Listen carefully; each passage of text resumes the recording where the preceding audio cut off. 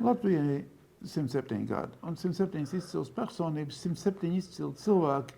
Mums atbild uz jautājumu, ko tev nozīmē Latvija. Un viņi to atbild no savas profesionalitātes, pieredzes, zināšanas, skatpunkta. Šodien mūsu saruna biedrs, vienīgais cilvēks, kas ir bijis gan Rīgas mērs, gan premjerministrs,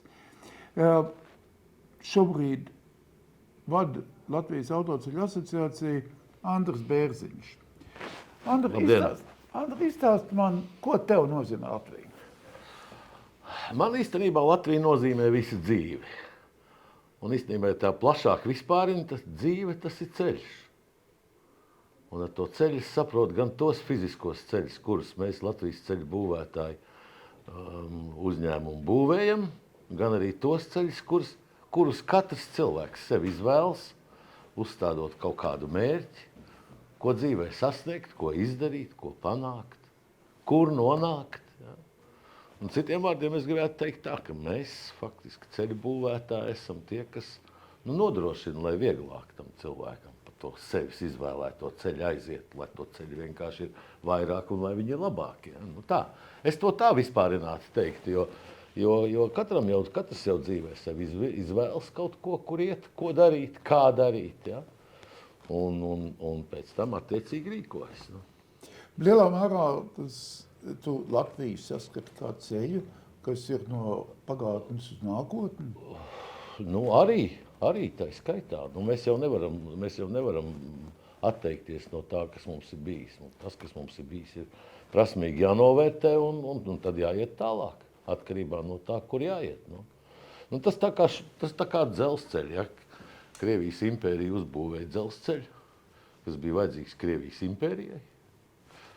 Nu, tad bija Latvija, tad Latvija mēģināja viņu izmantot, tad mēs viņu esam entos gadus mēģinājuši izmantot un esam sev stāstījuši, ka tas ir liels pienesums mūsu ekonomikai un ka tas mums ir jāsaglabā un jāattīst. Nu, tagad šobrīd izskatās, ka tas nav liels pienesums Latvijas ekonomikai un ka tur vairs nav īpaši ko saglabāt, ja, jo tie, kas mēģināja ar mums strādāt, šobrīd mums negrib strādāt. Nu. Un mēs vienkārši esam nonākuši ar lielu akmeni kaklā. Ja, nu.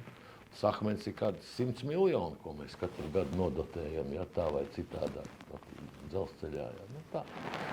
Nu, tādi. Nu. Bet labi, atgriežamies pie šosejas vai ceļa.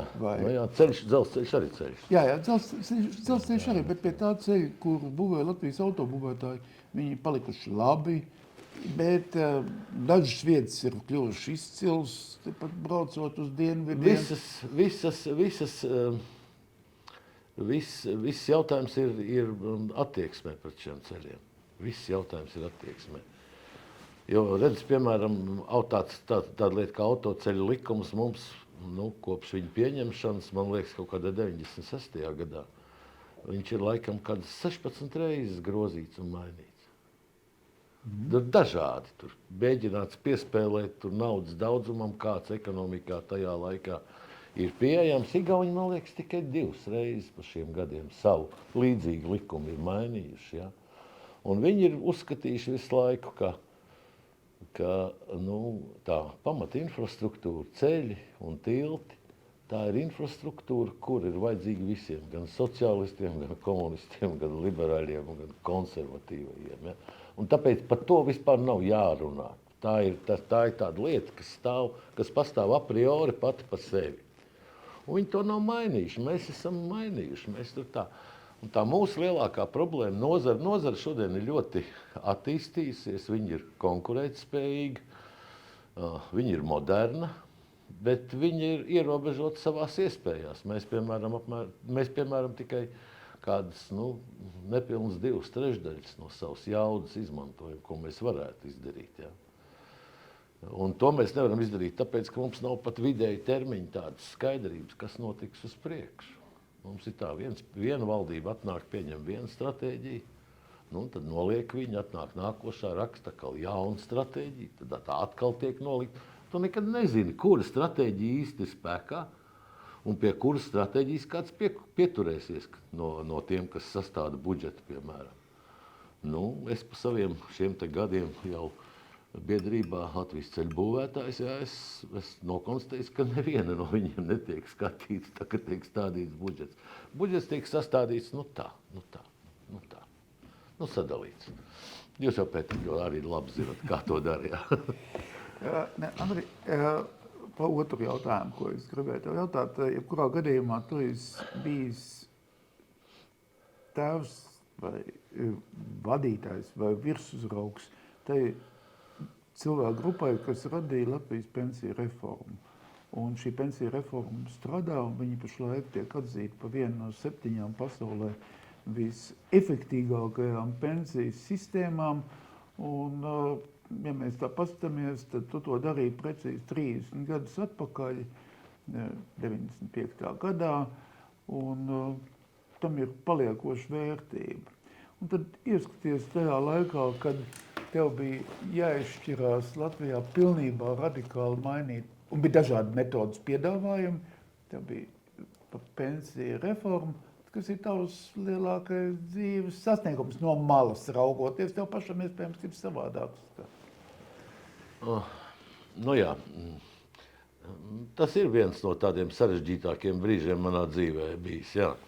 Nu, iedomājieties, tur 40-gadīgs puišelis, es tā gribētu teikt, puišelis vēl tajā laikā, ja, tur kopā ar līdzīgiem puišeļiem, Pēter Apin, Vladimiru Makārovu, ja, tiek iemest iekšā tādā virpulī, un tas virpuls saucās tā, Krievija naudu vairs nedod, naudas nav, uzņēmumi nekādas nodokļas netaisās maksāt un nemaksā, pensionāru piketi ir visos Latvijas novados. Ja, un tavs uzdevums tagad izdara tā, lai viss nostājas savās vietās un lai viss strādā. Ja. Tā ir tā lielā.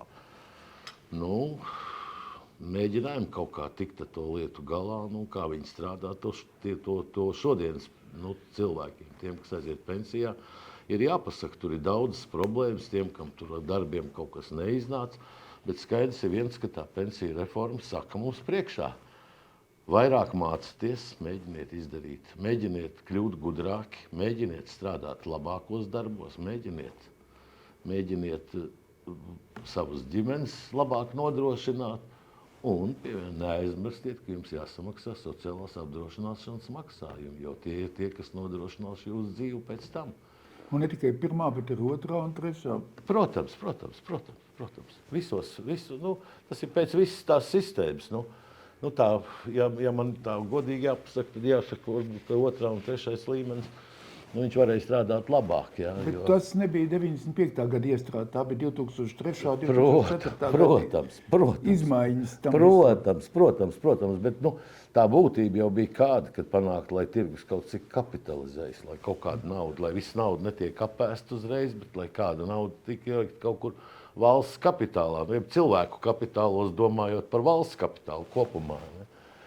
Tur varēja būt labāks rezultāts, bet kopumā valsts diezgan bieži ir aizņēmusies no sociālās apdrošināšanas fonda naudu un maksājas atpakaļ ar visiem procentiem, tāpat kā, ja būtu aizņēmusies bankā. No sociālās apdrošināšanas fonds pagaidām pa 30 gadiem no valsts reiz nav aizņēmies. Un bankās arī nav aizņēmies.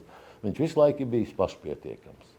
Un vēl nekad nav bijis tā, ka būtu kavējušās pensijas. Un pensijas arī nav kavējušās. Gods, kam gods, jāsaka paldies visiem tiem cilvēkiem, kas tur strādā. Katrā ziņā tas ir viens no taviem. Ja es tomēr vēl tev vienu papildus jautājumu. Man liekas, tu esi vienīgais no valsts vīriem, kas nekad nav izlaidis dziesmu svētkus, bet nevis no skatītāja, bet no dziedātāja perspektīvas. Ir kāds. Es laikam 14 dziesmu svētkos savā mūžā jau esmu piedalījies. Pašlaik arī dziedu Jūrmalā, jauktajā korī Vaivari. Un arī ar šo koru esmu divos dziesmu svētkos jau piedalījies. Es ceru, ka piedalīšos arī nākošajos. Tā kā jā, tā ir tāda, tas ir tāds hobijs, jau ierast lieta. Tā kā es salieku tās dziesmu svētku nozīmes, man ir tāda, es viņas sakrāju, salieku viss tev šilts. Tā man tā kā Brežņevam tās krūtis izskatās pilns ar tiem dziesmu svētku blendukiem.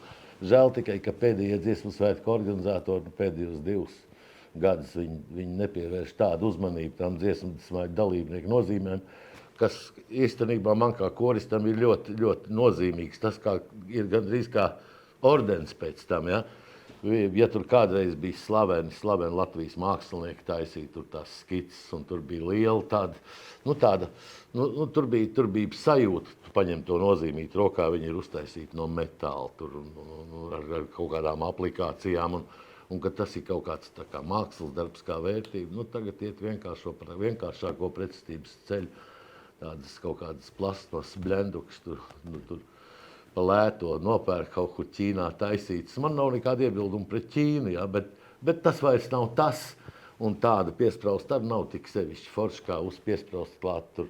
Modernieki. Jā, kaut ko tādu. Ne, protams, padomu laikā bija jau arī tādas, kuras tur pļekerēja no alumīnija, ja, un tur ar augstajām emaljām pa virs tādu.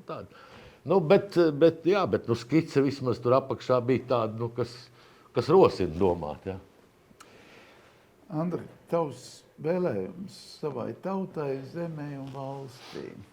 Jā, es gribētu teikt, izvēlieties katrs sev mērķi un sasniedzat viņu.